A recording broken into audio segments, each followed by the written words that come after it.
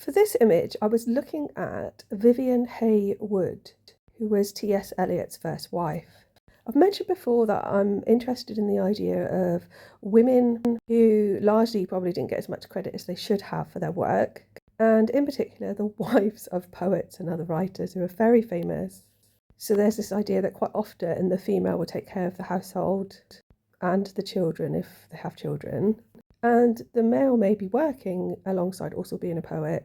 They usually have this free time to do the writing. And then you'll often read in like a throwaway comment, and she edited his work, or she typed up his work.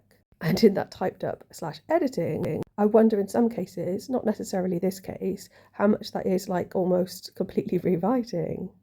And she has quite a sad story, being unwell as a child and then suffering with mental health later, being placed in asylum against her will by her brother. Looking at the image, I kind of see this quite a lot like a tortoise, with this beautiful sort of green emanation / reed coming out of the top.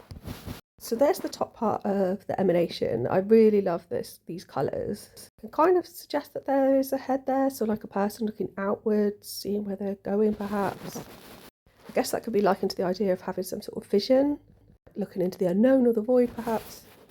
And that's kind of the lower part. I don't know if I particularly see any shapes in there. Sometimes I do, sometimes I don't. I just really like those colours. And then the reeds next to it, again, I don't really see any shapes in there, although they do look a bit like people all lined up.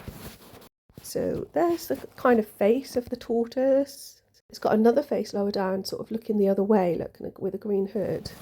I found a letter dated in 1936 from Vivienne Haigh-Wood to her brother Maurice, where she's talking about events at the club, where she was meeting her brother, and she didn't know, but he did, that her mum was going to be there. She refers to it as a mad business.